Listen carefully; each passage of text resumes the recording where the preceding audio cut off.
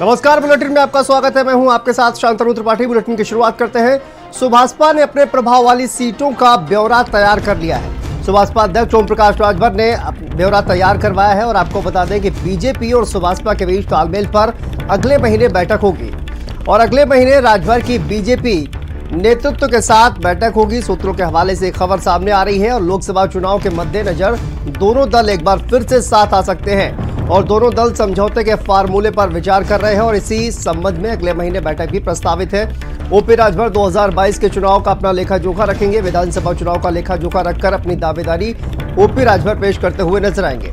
तो भाजपा ने देखिए अपने प्रभाव वाली सीटों का ब्यौरा तैयार कर लिया है और जल्द ही कहा जाए कि बीजेपी के साथ उनकी बातचीत शुरू हो सकती है। 2024 को लेकर दोनों दल एक बार फिर से साथ आ सकते हैं। ये जानकारी सूत्रों के हवाले से इस वक्त सामने आ रही है।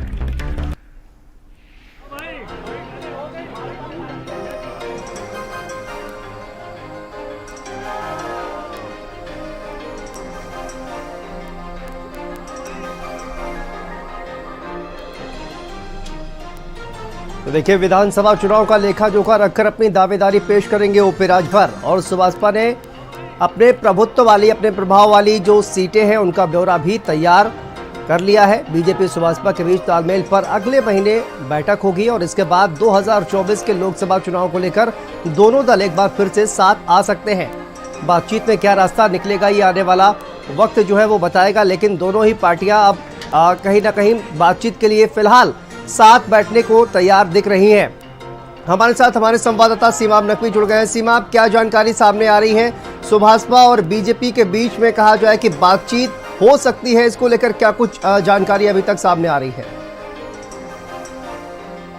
देखिए, भारतीय जनता पार्टी के साथ सुभाषपा का पुराना गठबंधन रहा है। ओम प्रकाश राजभर इस गठबंधन में मंत्री भी रहे हैं और तमाम उनके जो लोग थे वो भी कई पदों पर रहे हैं सरकार में। लेकिन बीच में जो चुनाव से पहले कुछ जो है वो तलखियां बढ़ी। ओम प्रकाश राजभर का कहना था कि सामाजिक न्याय के मुद्दे पर सरकार कुछ भी बोलने को तैयार नहीं है और आरक्षण को लेकर जो है वो कुछ करने को तैयार नहीं है। ये सब बातें की गई थी और उसके बाद उन्होंने इस्तीफा दे दिया था।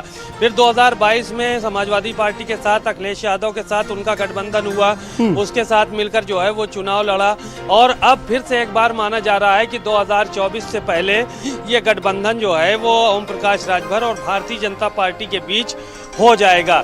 इसको लेकर ओम प्रकाश राजभर की पार्टी ने जो 2022 के चुनाव में जहां पर चुनाव लड़ा था वहां पर उनको कितने मत मिले हैं, इसका जो है वो ब्यौरा तैयार किया है और साथ ही साथ इस बात को भी जो है वो कहा है कि 15 की लोकसभा सीटें ऐसी हैं जहां पर जो है वो पूरे चुनाव को प्रभावित कर सकते हैं। वहां पर उनको अच्छा खासा वोट बैंक है।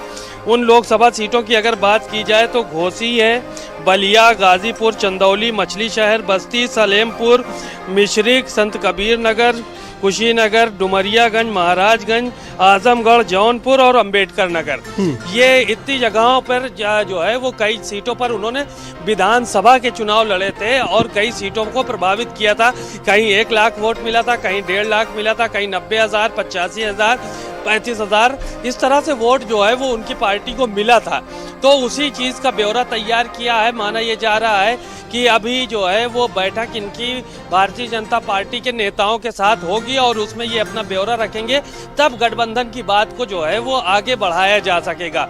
बहरहाल इनकी जो नज़दीकियां हैं वो परिवहन मंत्री दयाशंकर सिंह से और डिप्टी सीएम ब्रजेश पाठक से वो ज़्यादा हैं और अभी देखा गया था कि जो चुनाव हुआ है एमएलसी का, उसमें भी ब्रजेश पाठक की गाड़ी में, डिप्टी सीएम की गाड़ी में बैठकर वो वोट डालने के लिए गए थे। उन्हीं के साथ बैठकर जो है वो वापस आए, भारतीय जनता पार्टी को वोट भी किया उन्होंने। बहरहाल नजदीकियां बढ़ रही हैं, ऐसे में ओम प्रकाश राजभर अब भारतीय जनता पार्टी के साथ जाएंगे, ऐसे संकेत मिल रहे हैं और बात बनेगी तो 2024 में साथ में मिलकर चुनाव लड़ेंगे। बिल्कुल सीमा, देखिए नजदीकियां बढ़ रही हैं, लेकिन ये नजदीकियां जो है वो क्या गठबंधन में तब्दील हो पाएंगी? लेकिन बात की जाए सीमा, 2 सवाल है। पहला तो ये है कि आखिर ये जो बैठक होने वाली है ये कब होगी, इसको लेकर कोई डेट अभी तक फाइनल हो पाई है क्या? और दूसरी बात, जिस तरह से आपने कहा कि 15 सीटें ऐसी हैं जिन पर यही कहा जा रहा है कि उनका प्रभाव ज्यादा है और उन्होंने चुनाव लड़ा, उनको अच्छे खासे वोट वहां पर मिले हैं, तो क्या लोकसभा चुनाव के अगर मद्देनजर बात की जाए तो क्या बीजेपी 15 सीटें देने के लिए तैयार हो पाएगी? ये बड़ा सवाल है। सीमा,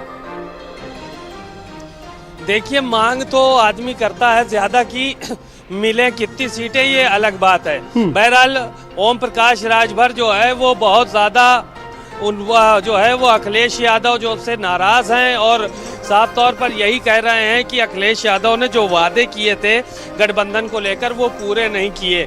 अखिलेश यादव को समय समय पर वो जो है हमलावर रहते हैं, उनको बातें सुनाते रहते हैं और कैमरा चैनल पे आके टीवी चैनल पे वो तमाम बातें करते रहते हैं। बहरहाल अब अखिलेश यादव को किनारे करके उनका जो है वो फोकस भारतीय जनता पार्टी पर है, क्योंकि डिप्टी सीएम ब्रजेश पाठक के साथ उनका उठना बैठना, उनकी नज़दीकियां, दूसरी चीज़ दयाशंकर सिंह का उनके आवास पे जाना, उनके दफ्तर में जाना, इस तरह से नज़दीकियां बढ़ रही हैं। रही सीटों की बात कि सीटों को लेकर जो है क्या बात हो पाएगी, 15 सीटों पर दावेदारी ओम प्रकाश राजभर ठोकेंगे कि 15 सीटों पर हम प्रभाव रखते हैं और इतनी सीटें हम जिता कर ला सकते हैं। अब बहरहाल भारतीय जनता पार्टी कितनी सीटों पर मानती है ये आने वाले समय में पता चलेगा। बहरहाल जो बैठक का समय है वो भी फिलहाल तय नहीं है। जून के अंतिम तारीखों में ये बैठक हो सकती है या फिर ये बैठक जुलाई में हो सकती है।